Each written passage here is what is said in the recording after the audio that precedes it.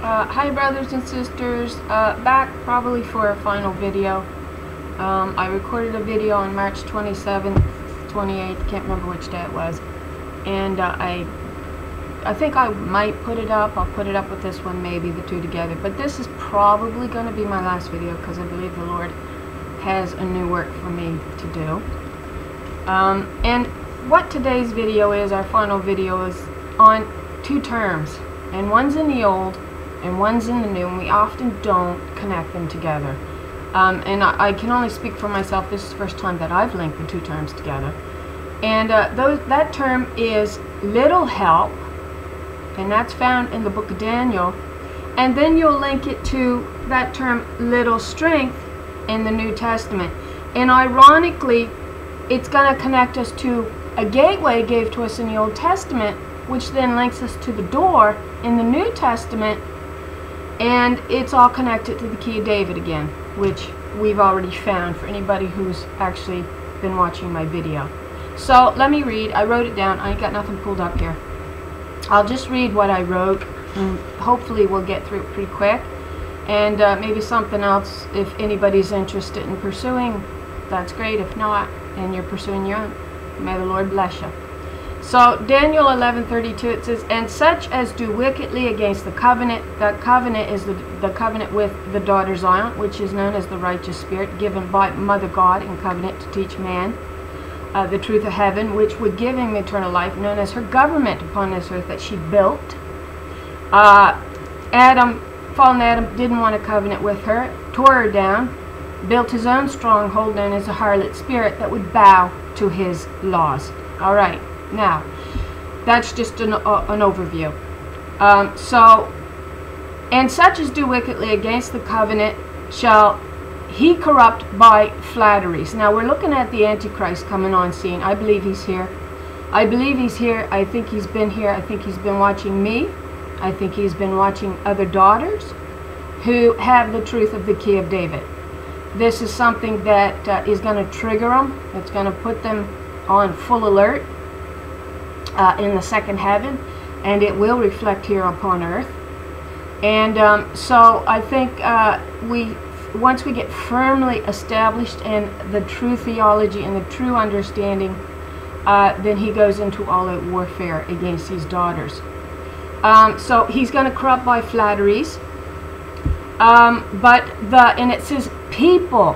Now I think it's women with their children in their vineyard when it says people here. I don't think it has the idea of men, though it may. You will have to determine that for yourself through the Spirit's leading. But it says, but the people, now I'm going to say women with their children, shall be strong and do exploits. Now they do not give the word 3444 here for exploits, but I know that that applies to the mighty daughters of Zion, doing great wonders and deeds, known as a feminine 3444, which is also the deliverance of the children as the spirit of the new Lord upon this earth. And it's a feminine, and it means Yeshua, and it's a reference to these daughters of Zion. Now here they're doing, they shall be strong. That means they're standing for the truth of Mother God, who they're cut out of. They're not cut out of Father. They're cut out of their mother. That means that they are her spirit upon this earth, and they do great exploits. Now, they do not, again, have the word 3444 there, but I happen to believe that's exactly what we're looking at. Now, 33, those who are wise among the people will give understanding to many, yet they will die by the sword. Now, I think you can look at this verse in several ways, and they've translated it different so that the they that fall by the sword and flame are actually the same wise ones that leads them. Now, I don't tend to think, I look at it differently. I tend to think the wise ones that's leading them is the spirit known as Daughter Zion upon this earth.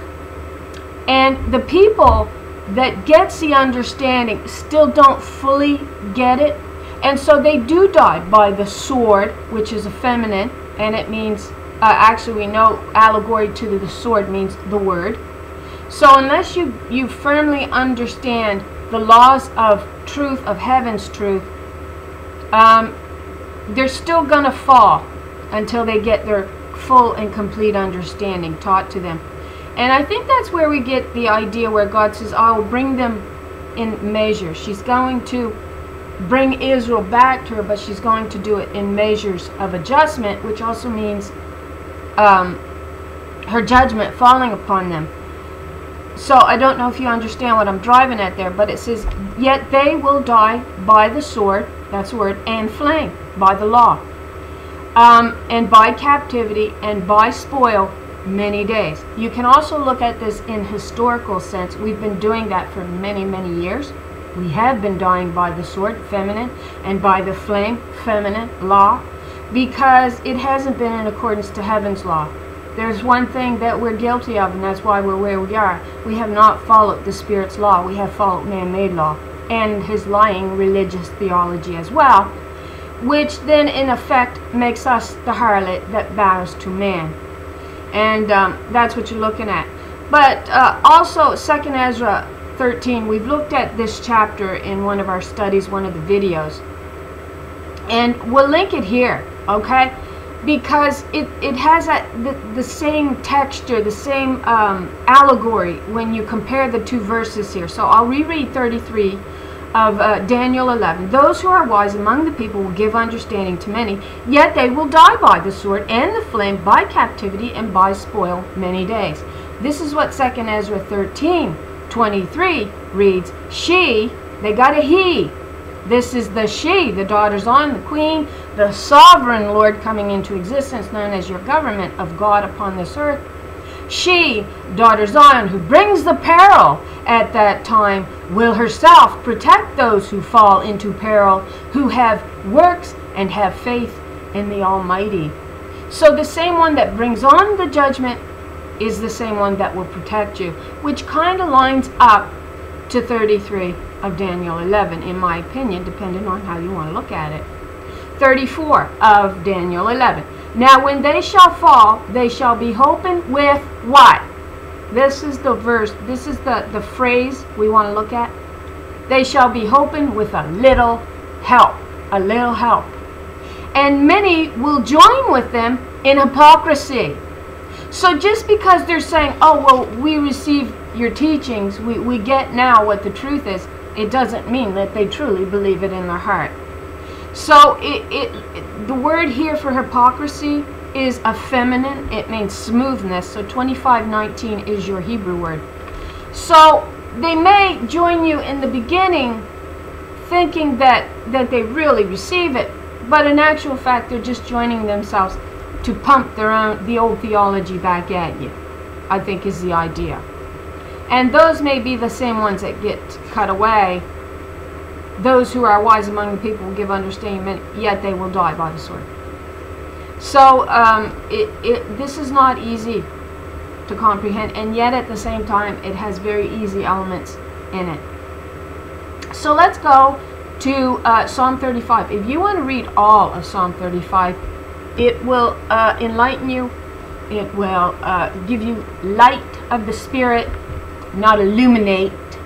We wouldn't never want to say the word illuminate because it'll connect you right back to the occult world. Which is interesting because on my last video I discussed the 7 eyes of the Lord. That's the one I'm going to put up with this. And anyway, I won't go into detail about it. But it says in Psalm 35 verse 6, it says, may their path be dark and slippery with the angel of the Lord pursuing them. The angel of the Lord is the presence of the Lord here on earth, and that is the daughter Zion. And so the ones that she's actually pursuing are those harlot women and sons who join, still believing in man-made theology. And it does appear that they actually do attempt to do this. Because of that word hypocrisy in 34. But we're still looking at a little help here. And so here we go with a little help.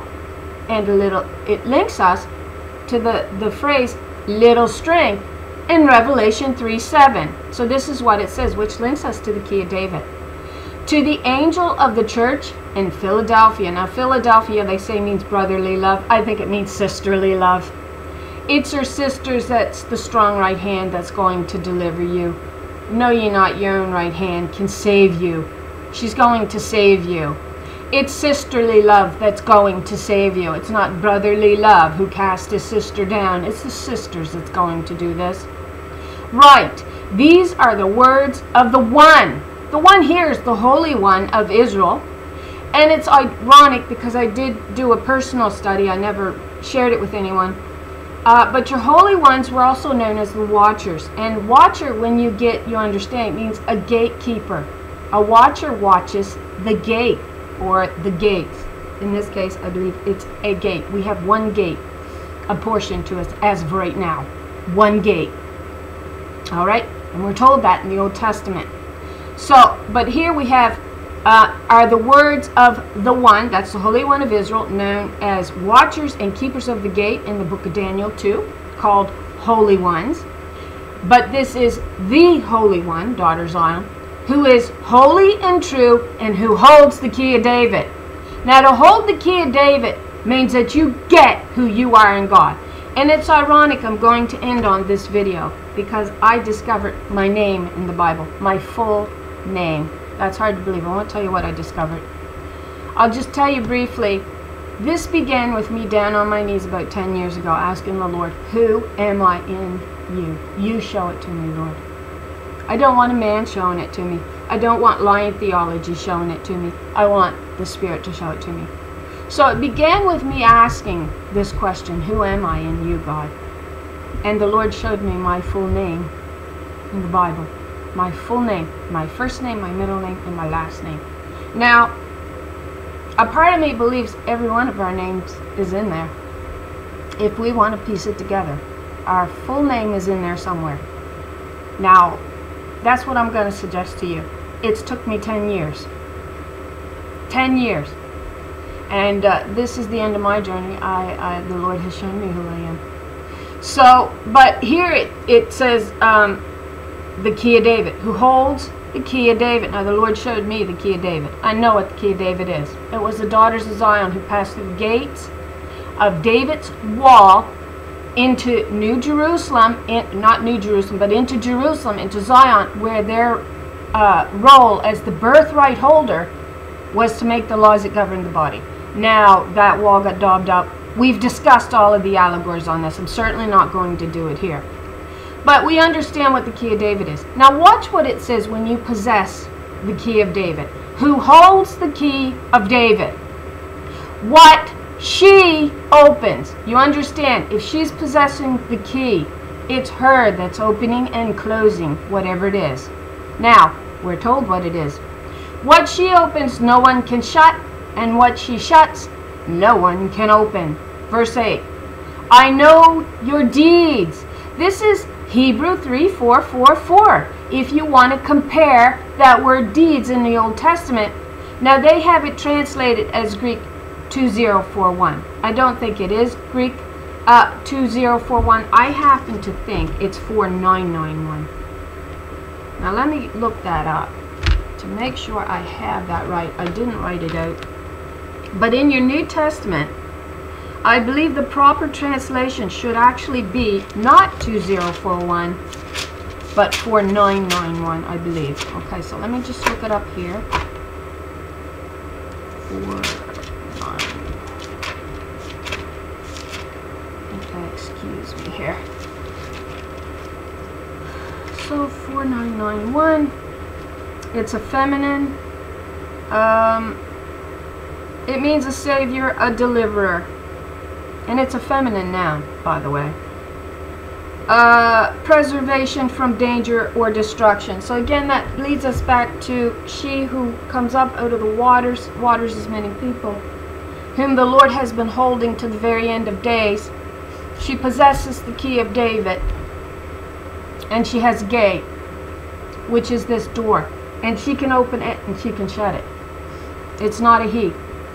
But it actually leads us again to that passage in 2 Ezra 13, if you want to read the entire chapter and translate it properly with the feminine as opposed to the masculine, you'll have it correct. Just simple study, hard study. And we're told in the book of James that it is hard study that brings on the day of the Lord. Well, the day of the Lord comes on when that daughter picks her head up, and many daughters like her picks her heads up and begins to understand the truth. That's what brings on the day of the Lord. You're not going to pick your head up being taught man-made religious theology. You're not. It keeps you shoved down. That's what it does. That's why she calls these daughters her strong ones. They're also known as the Holy Ones' inheritance, these daughters are. And they go out into the nations and they teach the truth. That's what they always did. And it's with the spirit of mother that comes upon them. So it says, where was I? I know your deeds. All right, so the proper translation here, in my opinion, should be 4991. See, I have placed before you an open door. I have put before you an open door that no one can shut. And I know that you have a little strength. There we have little strength. Let's read about what it said here. Daniel 11:34. Now when they shall fall, they shall be hoping with a little help, and many will join with them in hypocrisy. So here we have, I have placed before you an open door that no one can shut. I know that you have a little strength. All right? Yet you have kept my word and have not denied my name. The name not denied is the Creator who gives life to all things. That's Mother. You do not get away with denying Mother's name and think you're going to enter into the new heaven. You don't get to do that. That's man-made theology. That caused the fall. That theology and that understanding is not going to be the same theology that delivers you, the same one that caused us to fall. Sorry. A man is not going to rescue us. It is the Spirit that's going to rescue you. Look at those who belong to the synagogue of Satan. That's the harlot's covenant, death. That's the Old Testament law. So we're actually looking at those men, and yes, we'll include women here, in physical Israel who are under the bondage of the law, but it still tastes like honey in their mouth, particularly the men. This is something that they will not let go. And they claim to be Jews, yet Romans 9 clarifies who are the Jews. And we also know from study who God said you'll get being called a Jew or an Israelite through, and it was through your mother's seed. It was not through your father's. It was through the mothers that you claimed your heritage. If your father was a Jew and your mother wasn't, you weren't a Jew. Now that's simple study, all right? So in Romans it says this. I don't want to lose my place here. This is what it says in the book of Romans, if I could get there. Romans 9 says this. I guess I'm going to lose my place. It says, verse 7, neither because they are the seed of Abraham are they all children, but in Isaac, well, that's in Christ, your seed will be called. That means a cleansed son that receives the righteous Spirit's teachings. That's what gave her birthright back. He can't cleanse you. She cleansed him in sending forth, or as a acceptable offering. Mother says, well, if he truly receives your teachings, then he'll willingly die for them. And he did. And when Mother realized that the righteous Spirit on earth, what she knew, could cleanse the Son, could cleanse the sons and provide them with a correct theology, she returned her birthright to her. Now, we've been in battle against the harlot spirit for thousands of years now. I've been shown that in dreams. And so it says, neither because they are the seed of Abraham, that is, they which are the children of the flesh. All right? These are not the children of God, talking about Israel. But the children of the promise are counted for the seed. For this is the word of promise. At that time will I come, and Sarah shall have a son. Well, she'll also have a daughter. There's daughters. That's the final line in the end to this all. It is a daughter that is your sovereign Lord, known as daughter Zion, whom the first Adam rejected and decided to build himself a harlot spirit, rejecting the righteous spirit. He wouldn't receive her shaping. She was inside of him. He would not receive her shaping. And so he rejects her, builds a harlot stronghold so he can write his own law and rule himself. But when he did that, he brought on his own death. And so it clearly tells you it's not because they are the seed of Abraham. That's not who my children are. So she's talking about a new Israel here. And that takes you to what it's reading in Revelations here, which I have here. It says, who belong to the synagogue of Satan. Well, the synagogue of Satan's another word for fallen Adam, the man that accused the righteous spirit in the garden, the woman, right? So he could write his own laws. He married the harlot. We're told that in Isaiah 54, verse 1, that more of the children of the desolate spirit than of she who has a husband. Well, the word there for husband, for wife there is Baal. He married his own doctrine, and he made her his harlot. That's what he did. That's what this is teaching you. And so who claim to be Jews, I will make them come and bow down at your feet. That's at the real Israel's feet, the daughters, who you claim your seed through, who you claim your nationhood through, and you do that by her teachings. You become her children. And you get that understanding when you read Song of Songs 1:6, look not upon me, because I am black, because the sun has looked upon me. My mother's sons were angry with me. They made me the keeper of the vineyard, but my own I have neglected. To have your own vineyard mean that they are receiving your teachings, not his. All right? So they'll bow down at her feet. The daughter of Zion, which is known as the 10 northern tribes of Israel, and our women. And they will know that I love you. All right? They want to teach it's always about a son, a son, a son. And in Isaiah 49, they translate it as a son. The men did. Because it's always about themselves and their image. It's never about equality or being fair. All right? Everything got twisted and turned upside down. It says the clay turned everything upside down, and the clay put himself in charge over the potter. And he did. But it says, where is it? Verse 15. This should actually be her daughter that she's talking about, not a son. Can a woman forget her sucking child, that she should not have compassion on the son? Well, read the entire chapter, and we're talking about the birthright of daughter Zion, so it's no son here. It is the daughter that she's talking about. They might forget about my daughter, but I never forgot about her. This was a promise to her, that she would be fully restored back to her rightful place. Can a woman forget her sucking child, that she should not have compassion on the daughter of her womb? Yea, they may forget, yet will I not forget thee, daughter Zion. I have never forgotten my daughter. And Isaiah 49 is all about enlarging the tabernacle, the body, that she, the Spirit, will dwell in. And that's going to link you to Isaiah 54, which then tells you about the Lord who spread out the tabernacle, the heavens. And that's Mother who did that, who gives life to it.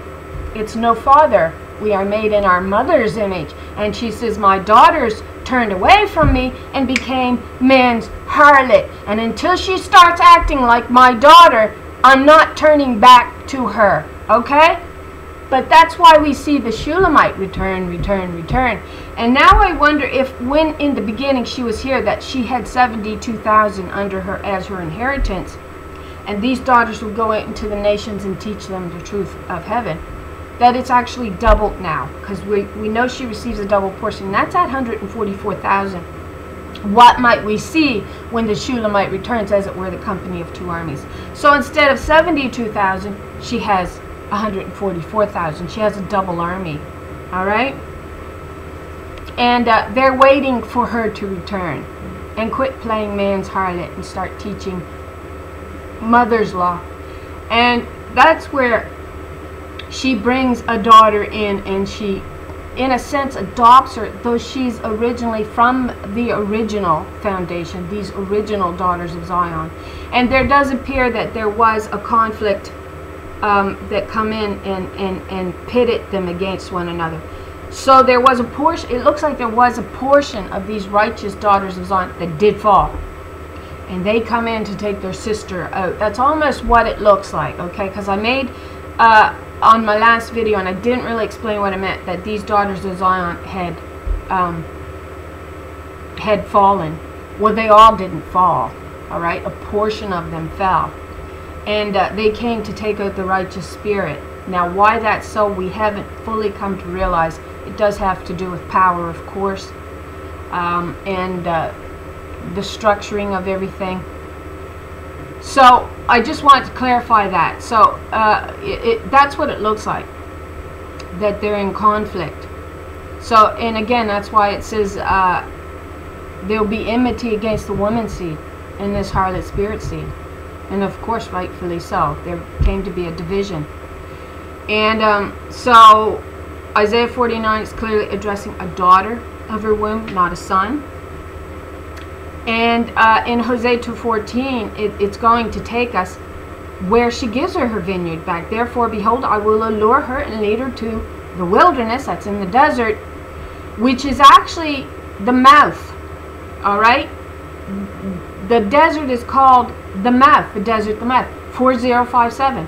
And it says desert and it says mouth. Well, that's actually going to lead you to Zion. Because Zion, when you look up the word for Zion, its derivatives lead you to the desert. All right? Because she was the mouth of God upon this earth. All right? So you're looking at deep allegories that you need to understand for yourself. And it says, lead her to the wilderness and speak to her tenderly. Now, this is where we get the gate that she's gave that's going to lead you to the door in Revelations 3, verse 8. I have placed before you an open door. All right? And she has a little strength to keep it open. But that same door there that she's keeping open with a little strength started out as a gateway of great disturbance. It's also going to end that way. And we find it in Hosea 2, verse 15. There I will give her back her vineyards, and I will transform. So that word is in there. So we could look at it this way.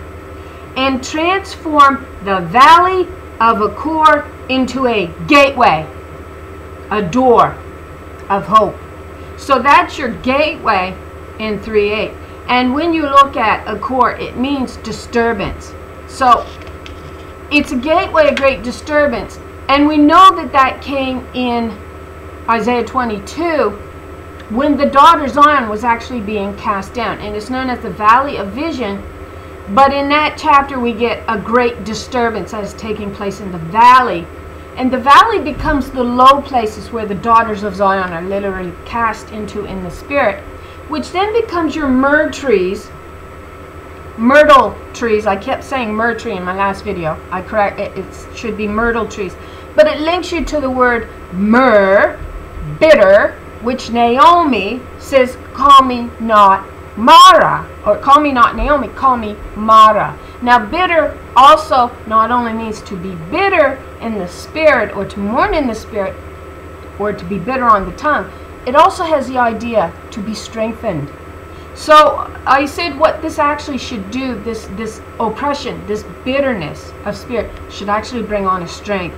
And so it actually links us to those myrtle trees that are in the valley, which you see a valley of vision in Isaiah 22, which is all about the disturbance that was going on in the nation of Israel when the men were casting down the righteous daughters of Zion and installing a harlot spirit. Okay, now we've discussed this. So God says, I will respond to her as she did in the days of her youth, as in the day she came up out of Egypt.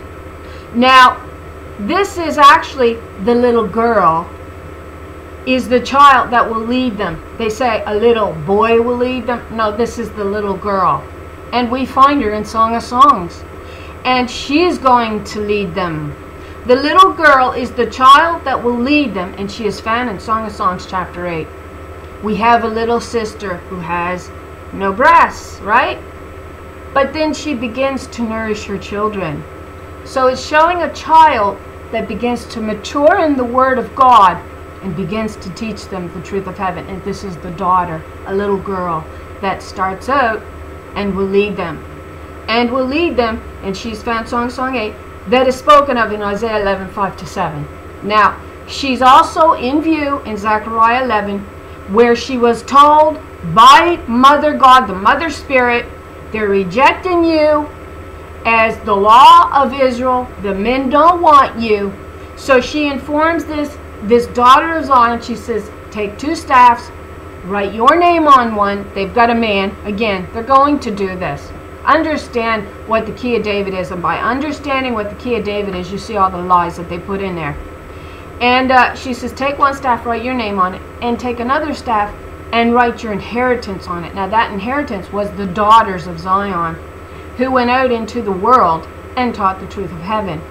So here she's told to write her name, and she actually breaks both staffs. One symbolizes the breaking of her covenant with men as the righteous spirit. They will no longer receive her doctrine. And she breaks her covenant with the daughters of Zion, symbolizing that it would no longer be her law that ruled them.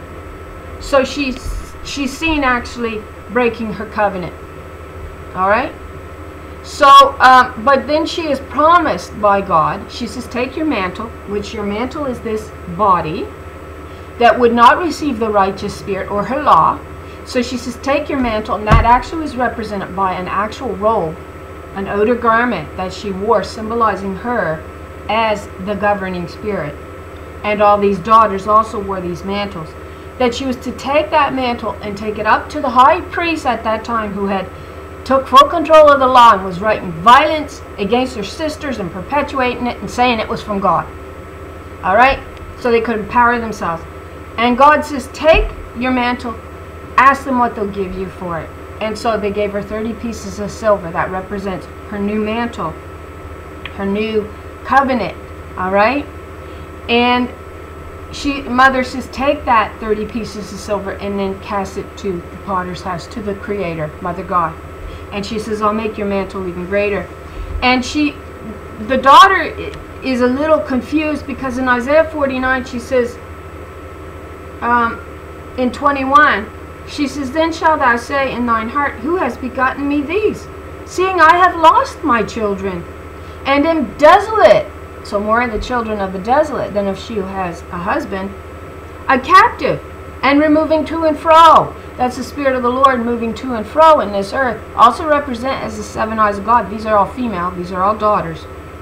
And who had brought up these? Behold, I was left alone. These, where had they been? Mother says, I taught them. All right? I taught them through the Spirit. They're your children now. And so that has a deeper allegorical understanding, of course, to it, which we're not going to get into. So where was I? Meaning of a core takes us to 5911. It means a disturbance, which then, like I said, leads us to Isaiah 22 with the valley of vision. This was a great disturbance, which was from a car, trouble, 5916, to stir up, disturb, trouble, which then actually links us, I don't think, to Israel's troubles. She's actually, her face is no longer pale. She's delivering her children. And she has grown breasts. It's the milk of the mother that nourishes the children. That's also akin to your truth, to your doctrine.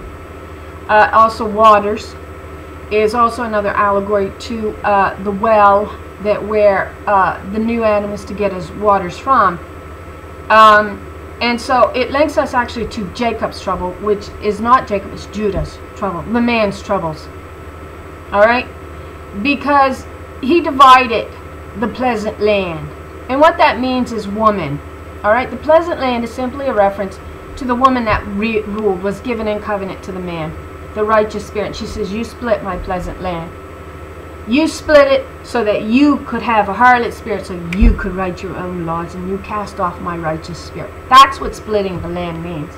Because Israel is a reference to the righteous daughters that rules. Alright? And she's given covenant as the spirit. So you can call her daughter Zion, you can call her Jerusalem. She's going to be the new Jerusalem established here on earth, that God says, I choose to dwell with. Well, that's the glory established through these daughters, not through sons, it's through the daughters that the glory comes in. And the glory is the queen, the mother, that rules, is your sovereign ruler. Now, it also links to royal water, to disturb or afflict. So, when these daughters come on scene, they're going to disturb Judah greatly. And also his harlots. that just can't let the doctrine go either. They've been so brainwashed through a lying theology that exalts a man, and they're waiting for a man to deliver them. Most of the world's religions are waiting for a man to appear to deliver them. Nope, wrong. And I think that's why they're going to gobble up, perhaps, the Antichrist when he appears on scene, because the truth is just not going to look like the truth to them. And that kind of takes us back to a, I don't know if I have it here with me, I don't think I do. But, you know, it kind of takes you to that, saying, who said it? Dresden, somebody Dresden, I can't remember his name. He says, basically I'll summarize it because I ain't got it right here, darn. That he says, you feed the mass a lie long enough, and after a while the truth is going to look bizarre. Alright? And they're going to tell you that you're crazy, because that truth is going to look so much like not the truth, because you've been so brainwashed, and you've been taught this well-crafted lie, web of lies, that's extended around the globe, that there's no way that you can't get out of that. But that's that waking up once you begin to see the truth with your 7 eyes, as opposed to your pineal glands, your dreams, from those lying prophets in Jeremiah 23, which I discussed on the last video. Now, I was in Jacob's troubles. Verse 16, in that day declares the Lord, which is Mother God Almighty, you will call your Baal, your husband, you will call your husband, the word there is Baal for him, and you will no longer call him my master. Which is basically what this religious theology teaches, that a woman's under a man because a man is the image of God and you're not. You're made in your husband's image. No, I'm not. I'm made in my mother God's image. Especially when I determine that I'm going to teach her truths. Then she turns back to me and she says, I'm going to guide you all the way. So, but you have to receive that. So, you know, the daughters of Israel, known as your heifer burned to ashes, prepared a son and proved that they could take back their vineyard, proved that there were men who would receive the truth of heaven. And but she also says you've had 7,000 years to get the truth. All right, judgment's going to fall. You know, and you're either going to receive her. Christ says you can get away with blaspheming me, but when the Spirit comes on this earth, you're not going to get away with blaspheming her truth, because she's your way out of here. And if you dismiss these truths, then there is no more hope for you. She is your gateway out. And Christ is saying, it's not me, it's her, my Spirit. Because I received all of her truths. And what does it say? No, you're not. He that's joined to a harlot is one. You're a harlot if you're joined to her teachings. And it don't matter if you're a man or if you're a woman. You're indwelt by the harlot spirit. She appears to take you out through that gateway of hope. I will give to them a gateway of hope. Alright? And I know that thou has a little strength, and that thou has not denied my name. Well, everybody's in denial about Mother God, who gives life to all things. So, that pits you actually against God. Because according to Romans 1:20, and we'll quote this and then I'll leave. I have a new roll. So, Mother's gonna guide me. Romans 1:20, for the invisible things of her, not him, from the creation of the world are clearly seen, being understood by the things that are made, even her eternal power in Godhead, so that they are without excuse. Now, you take man-made words here, going he, or at least a theology that taught that this said that, though the truth is in there, alright, but you are going to let the Spirit lead you. That means that you're going to have to recognize that you're made in her image. You're going to have to turn back to her, and you're going to have to let her teach you. You're either going to believe The religious theology states he. Or you're going to believe God's creation where it says male and female. There's no he. There's a he and a she. And that's the image of the eternal Godhead. She was created last, representing the glory of God and the sovereign Lord. And her number is 136. Now, you have a choice coming up. I'd say the world on lockdown has shown that the second heaven is in lockdown. There's something appearing that they don't want there. And it's the truth. It's a gateway. It's the key of David. And you're going to have a choice to make. And Christ said, I come and I bring a sword. Well, what does this Lord do when she appears on scene? Sorry, I said I was done with the last one. We'll quote this one, then I'll be done. 110. Once you get your numerology correct, 3068, mother. The son's number is 113. And the daughter's number is 136. And she is the sovereign Lord that was rejected by man on this earth for a harlot spirit so he could write his own laws. She shall judge among the heathen. It says, the Lord at thy right hand shall strike through kings in the day of his wrath? It's the righteous spirit's wrath, the one that was rejected in the very beginning, known as daughter Zion. And she will strike through kings in the day of her wrath, and she shall judge. We know daughter Zion will judge the nations. We're told that in Micah chapter 4, verse 13, or it's 3:13. I think it's 4:13.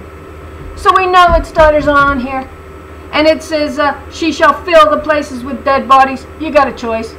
You'll either receive her teachings or you won't. You'll be cut away like a harlot. Whether you're male or female, you're going to be cut away. And she shall wound the heads over many countries. And she shall drink of the brook in the way, and therefore shall she lift up the head, her daughters of Zion, her inheritance, her new Jerusalem. And mother says, lift yourself up out of the dust of the earth. I was just looking at Cyrus again. I told you I was leaving. I'm not. But I meant also to include the word help here. Your great help, a little help, easier, 5828, help, helper. They have it masculine, but they had to in order to remove knowledge of the feminine God from the word. Because clearly this is a feminine noun, as it is used 2 times in reference to the woman's account in the creation, and 19 times of God herself as the great help. Which then actually leads us to God asking Job if he has a right hand like her. And then she confesses to Job, no, you're not, your own right hand can save you. I gave you her in the beginning, you didn't want her. But Cyrus, I was looking at, and Cyrus, actually his name translation takes you to the New Testament. And I already identified the Lord, the sovereign Lord, which would be daughter Zion's number, as 2962, was it? Yeah, 2962, and that is her number. And it's interesting because they claim Cyrus's name is derived from that Greek word meaning Lord. So I had already speculated in a prior video that Isaiah, is it 43 or 45? Let me see here. 45 is actually not talking about Cyrus. It's actually the spiritual overlay of the anointed daughter Zion, known as the enthroned one. The sun is a symbol of the spirit, not of son, male. It's of the spirit. So she says, look not upon me because I'm black, because the sun has looked upon me. My mother's sons were angry with me. So the sun symbolizes actually the harlot spirit that they exalted and was in covenant with. Alright? So there's a lot to look at here. But here, it means enthroned one. Cyrus actually means the enthroned one. It means sun. It means a throne. It means, it takes you to the word Kyros, meaning Lord, from Greek. So we have all the understanding here that it is not talking about Cyrus. The overview is talking about the daughter Zion. And once you get that, it lines up with all this teaching. It says, thus saith the Lord, to her anointed one, to her enthroned one, whose right hand I have holden to subdue nations before her, and I will loose the loins of kings to open before her the two-leaved gates, and the gates shall not be shut. This is all lining up that it is the daughter Zion enthroned. And mother says to her daughters in Isaiah 22,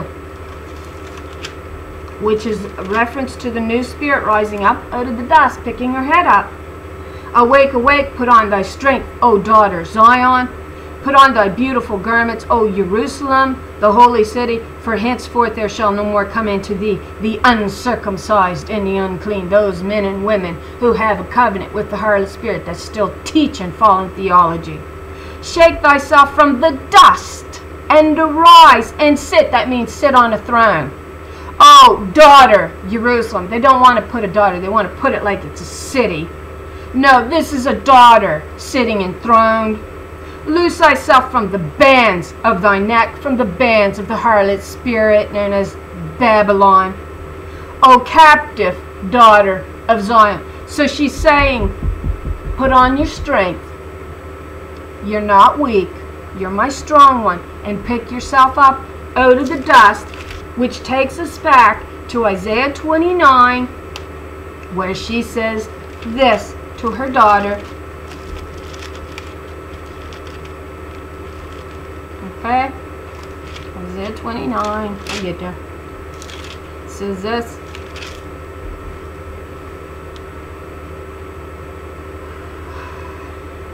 I'm in 30, not in 29. Verse 4. She says this, and thou shalt be brought down. Now she was told to break her covenant and give them the devices of a wicked shepherd. So it's actually a symbol of the dividing of the pleasant land. Again, going back to your twofold spirit of these two women are an allegory to two covenants in Galatians 4. And showing how man split that spirit because he chose a covenant with the harlot, when his covenant was really with the righteous spirit. Mother says, I'm going to annul that, disannul that, disannul that, because she was the wife of thy youth. The righteous spirit was the righteous woman giving covenant to man, teaching the laws. So, and thou shalt be brought down and shall speak out of the ground, and thy speech shall be low out of the dust, and thy voice shall be as one that has a familiar spirit out of the ground, thy speech shall whisper out of the dust. So she's talking about the daughters of Zion, which are represented as the red heifer that was burned to ashes to cleanse the temple, which is represented by the body of man. In this case, Christ. We'll say Christ, who is the second Adam, who proves that man can receive the righteous spirit back in a rightful place. All right. And so it says, and the gates shall not be shut. Verse 2, I will go before thee and make the crooked places straight. We just studied that in a prior video not long ago. Isaiah 40, make ye way the straight. It's talking about the daughters of Zion, and the Queen of Glory will come in unto thee. So again, it says, and I will go before thee and make the crooked places straight. I will break in pieces the gates of brass and cut in sunder the bars of iron. That links us actually to the horns of, is it brass or iron? And hooves of brass or iron, to the daughter of Zion that will thresh the nations, which then links us to the daughter Zion that sits to Christ's right hand, who will strike through the kings in the day of her wrath. That's the leveling of the mountains. That's the taking down of the mountains that you find referenced in, I wrote this one down, Zechariah 4 verse 7, who art thou, O great mountain, before Zerubbabel? That means stranger in Babylon. This is the daughter that is called into the Holy of Holies and given a name. And she's known as the Anointed One, the Holy One of Israel, the Sovereign Lord, and she's given an inheritance. But God says to her, it is a daughter, it is not a son in Psalm 2. She says, ask of me what you want, and I'll give it to you. And so that takes us back to the promise that she actually made to this daughter in Isaiah 49. You will not only claim Israel, you will claim the Gentiles. And the way that you'll claim Gentiles is through Israel's seed. That's what it said. So that's fascinating. Who art thou, O great mountain? Before Zerubbabel thou shalt become a plain, and she shall bring forth the headstone thereof with shouting, grace, grace unto it. Your headstone there is feminine, and it's a reference to your righteous spirit being put back in a rightful place. And she began the building of the body. She began as the righteous spirit gave in covenant, and a man split it. And but she's also the one that finishes it. That's clear. And so we'll finish with verse 3. And I will give thee the treasures of darkness and hidden riches of secret places, that thou may knowest I, the Lord, which call thee by thy name, am the God of Israel. So this is the whole mystery revealed. It looks like it's revealed, actually, according to Revelations, by the 3.5-year mark. So though the world says I think things are building. We're getting ready. The sword's about ready to appear on earth. They're cutting away. Though again, like I said, you know, if you look at all your allegories, the actual cutting away of the covenant would be on the 8th day, because that's in circumcision, where they were to cut away the foreskin, which symbolized the covenant with the harlot spirit. And so that took place on the 8th day.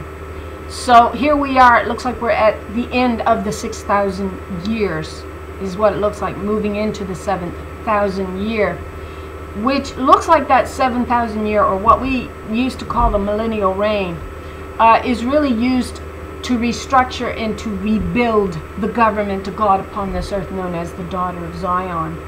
And that's her reign, her rule, and she's put back in her rightful place. That's what it looks like in symbology. So there you go. From the last video, I'm on to a new job. May the Lord bless you in all that you're studying yourself. I know most aren't picking this up. They think I'm a heathen, a heretic. It doesn't matter. The Lord gave me this role. I'm going to fulfill it.